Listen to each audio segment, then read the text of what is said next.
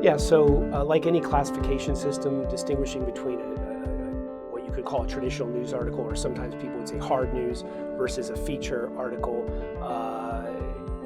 there can be a certain subjectivity to that, but these are important, broad categories that journalists use in the newsroom, and that journalism and strategic communication students need to have a real familiarity with. And I think essentially it breaks down to a hard news story or a traditional news article is going to adhere to the inverted pyramid. A feature article could, but generally is not. That's one broad distinction I would make.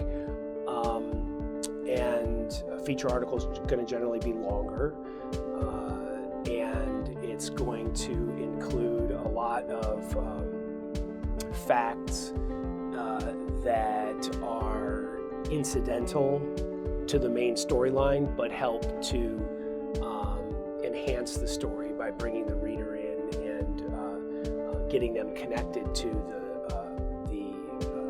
the characters in the story and the plot line, using more even artistic storytelling techniques. So I think the main difference is, if I had to say it, I would say the main difference is that a feature article generally doesn't follow that inverted pyramid style. It can follow any number of different narrative forms, and doesn't have to quite get to the point as quickly as a hard news story would. In the recent numbers that have come out, one of the categories of media that is faring the very best right now is magazines, which of course specialize in longer form feature style and generally are delivered in print form, and so it's almost like an old school throwback phenomenon.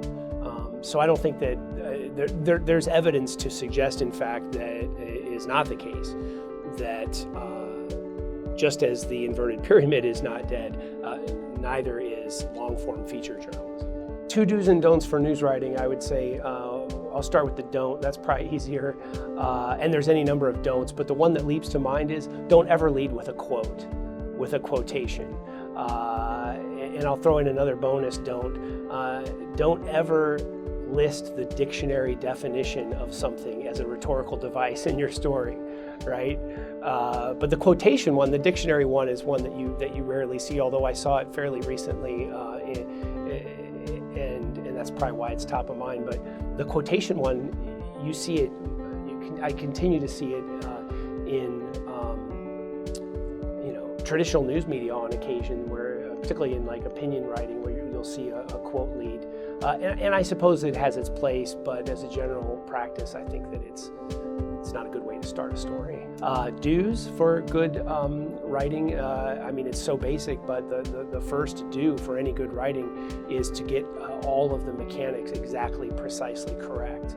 And I think that it's another phenomenon in the post-digital revolution world where younger people coming into journalism programs have spent their entire adolescence, and maybe even before that, texting, and they start to adopt a convention that works fine in texting of not punctuating and not observing pretty much any of the rules of grammar or mechanics or punctuation, and then some of that bleeds over into their writing, and that's a dead killer for being successful in career and just telling stories and drawing audiences. So that's the do, is to get the mechanics exactly correct. Do care about the subject matter, care about the people that you're writing about.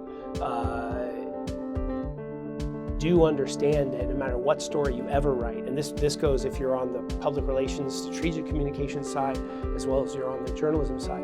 If a story is compelling,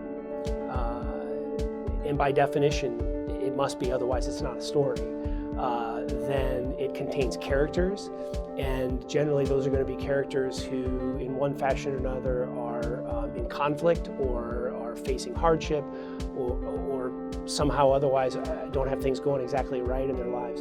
And it's absolutely critical to know that when you're writing a story, you're writing about those actual real human beings, and there are consequences for your story. going to print or going online and telling the world about what's happened with this person or these people. It affects them very directly, and just understanding that every time you put pen to paper, to use an outdated term, is critical to success in the field. To do effective journalism or strategic communications, either field requires much more than just skillful writing. Because if it did, generally English majors could just feed the pipeline for these things. So there's a whole range of other skills that are needed to be successful in these fields. And the first one I would note is social skills, if you will. Emotional intelligence, the ability to connect with people in a genuine way. Because if you can't connect with people and in a genuine way and learn who they are and draw their story out, well, then you can't tell the story, no matter how good your writing is.